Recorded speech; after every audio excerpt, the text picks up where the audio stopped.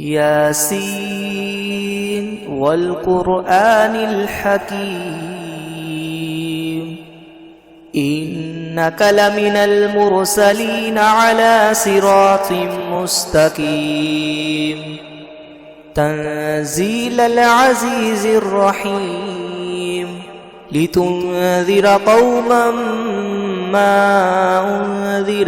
آباؤهم فهم غافلون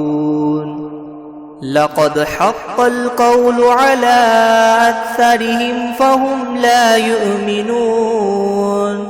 إنا جعلنا في أعناقهم أغلالا فهي إلى الأذقان فهم مقمحون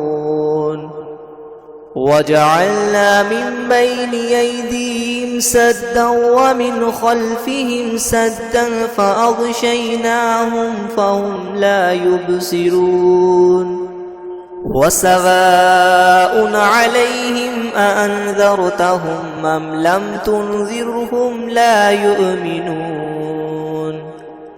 إنما تنذر من اتبع الذكر وخشي الرحمن بالغيب فبشره بمغفرة وأجر كريم إنا نحن نحيي الموتى ونكتب ما قدموا وآثارهم وكل شيء أحصيناه في إمام مبين واضرب لهم مثلا أصحاب القرية إذ جاءها المرسلون إذ أرسلنا إليهم اثنين فكذبوهما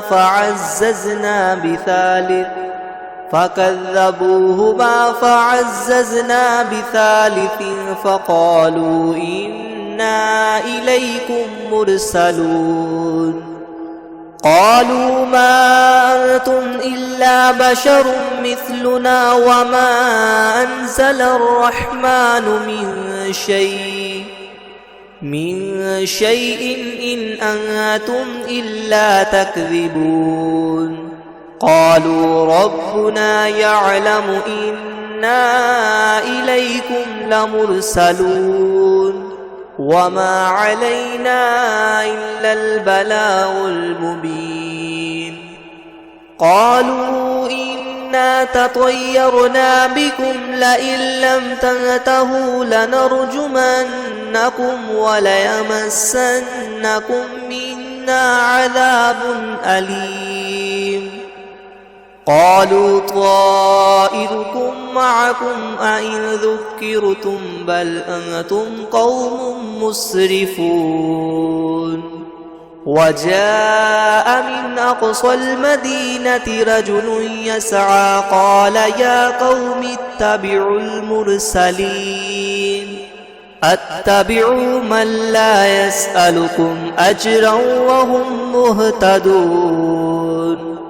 وما لي لا أعبد الذي فطرني وإليه ترجعون أأتخذ من دونه آلهة إن يردني الرحمن بضر لتغن عني شفاعتهم شيئا ولا ينقذون إني إذا لفي ضلال مبين إني آمنت بربكم فاسمعون قيل ادخل الجنة قال يا ليت قومي يعلمون بما غفر لي ربي وجعلني من المكرمين وما أنزلنا على قومه من بعده من جند من السماء وما كنا منزلين إن كانت إلا صيحة واحدة فإذا هم خامدون يا حسرة على العباد ما يأتيهم من من رسول إلا كانوا به يستهزئون ألم يروا كم أهلكنا قبلهم من القرون أنهم إليهم لا يرجعون وإن كل لما جميع لدينا محضرون وآية لهم الأرض الميتة أحييناها وأخرجنا منها حبا فمنه يأكلون وجعلنا فيها جنات من نخيل وأعناب وفجرنا فيها من العيون ليأكلوا من ثمره وما عملته أيديهم أفلا يشكرون سبحان الذي خلق الأزواج كلها مما تنبت الأرض ومن أنفسهم ومما لا يعلمون وآية لهم الليل نسلخ منه النهار فإذا هم مظلمون والشمس تجري لمستقر لها ذلك تقدير العزيز العليم والقمر قدرناه منازل حتى عاد كالعرجون القديم لا الشمس ينبغي لها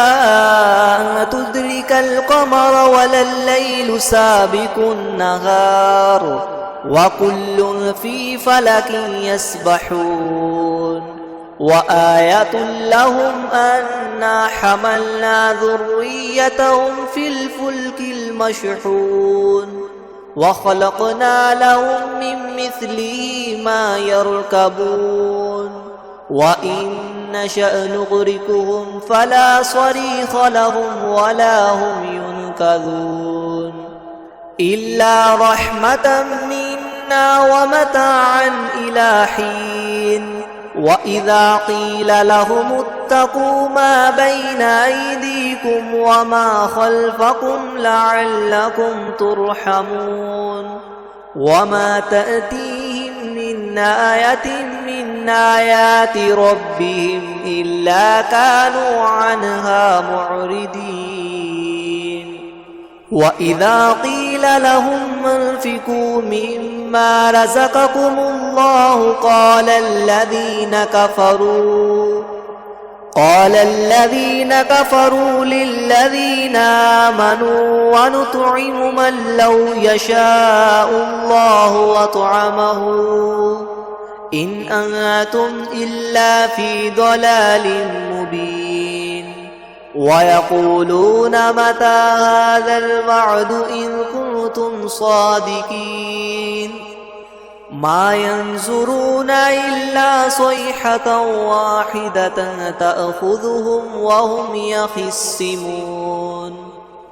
فلا يستطيعون توصية ولا إلى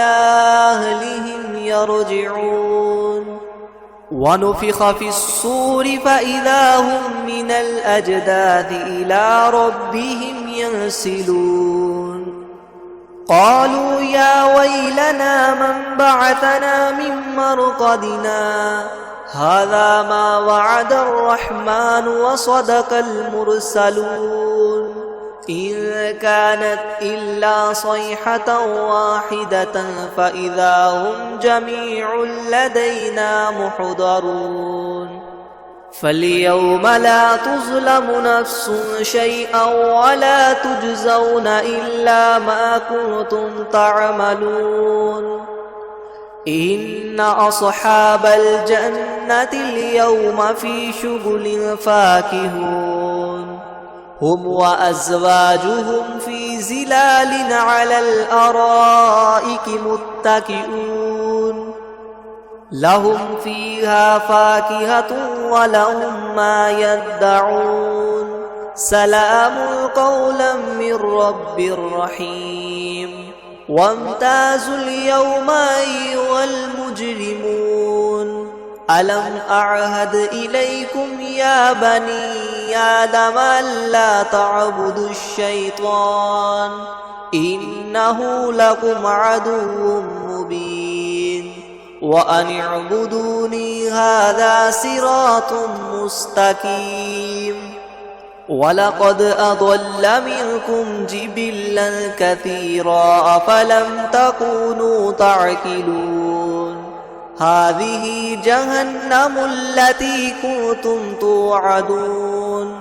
اصلوها اليوم بما كنتم تكفرون اليوم نختم على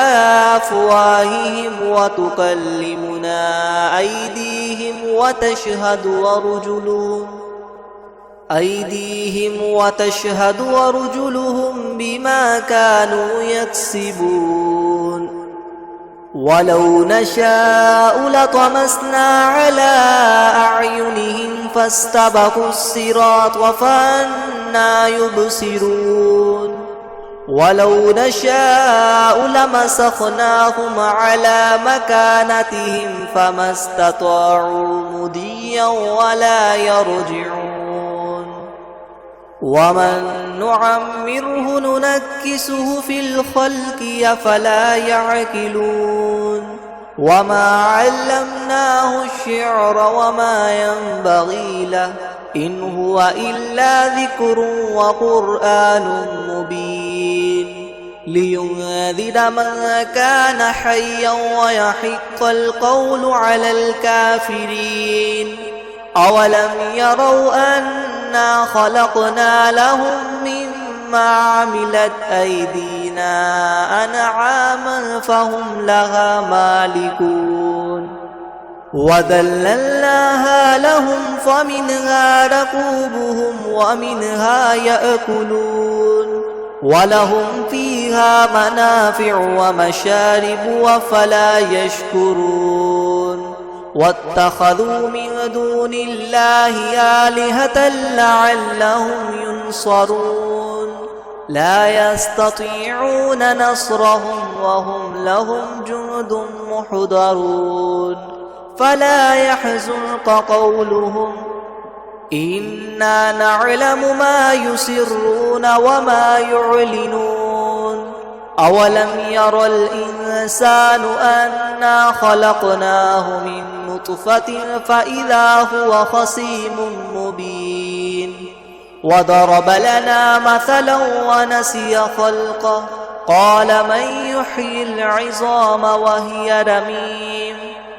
قل يحييها الذي ينشأها أول مرة وهو بكل خلق عليم الذي جعل لكم من الشجر الأخضر نارا فإذا أنتم منه توقدون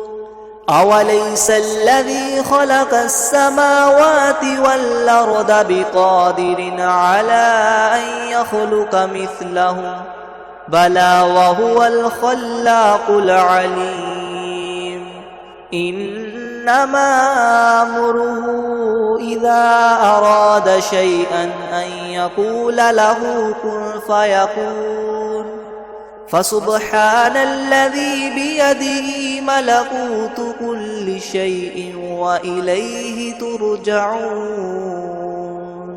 بسم الله الرحمن الرحيم الرحمن علم القرآن خلق الإنسان علمه البيان الشمس والقمر بحسبان والنجم والشجر يسجدان والسماء رفعها ووضع الميزان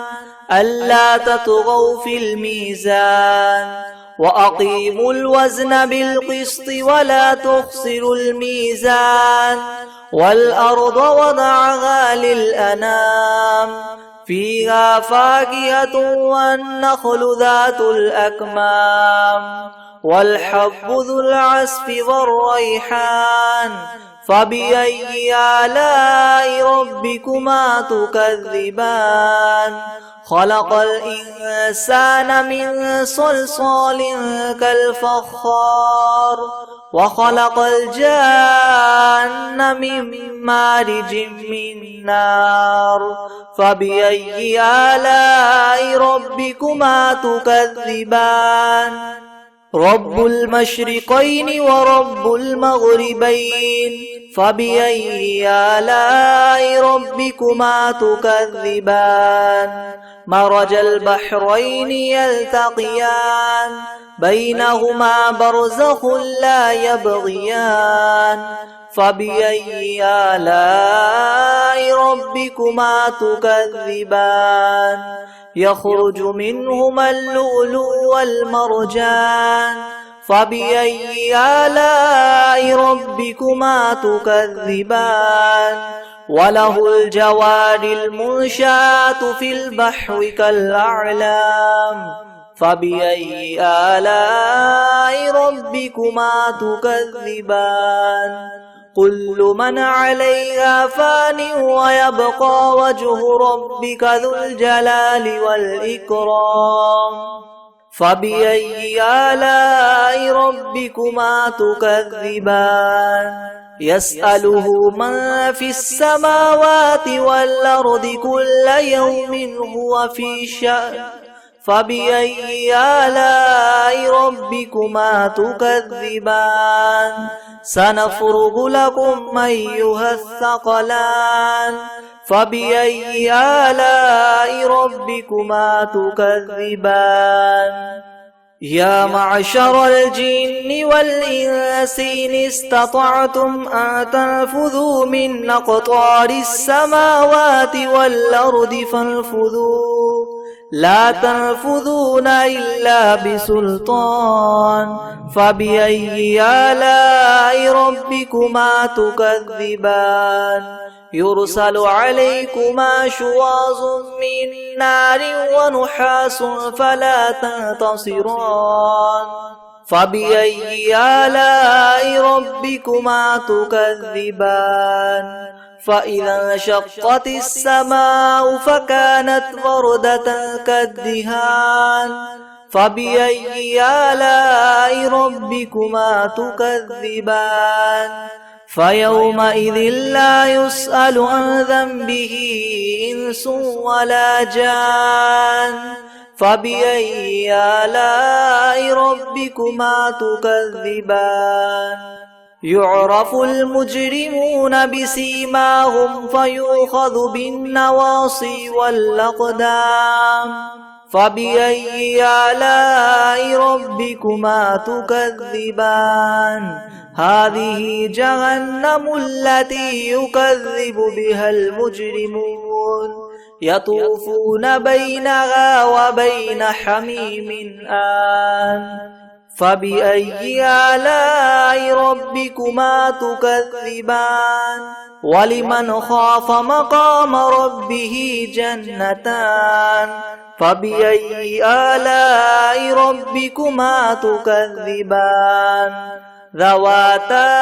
أفنان فبأي آلاء ربكما تكذبان فيهما عينان تجريان فبأي آلاء ربكما تكذبان فيهما من كل فاكهة زوجان فبأي آلاء ربكما تكذبان متكئين على فرش بطائنها من استبرق وجنى الجنتين دان فبأي آلاء ربكما تكذبان فيهن قاصرات الطرف لم يطمثهن إنس قبلهم ولا جان فبأي آلاء ربكما تكذبان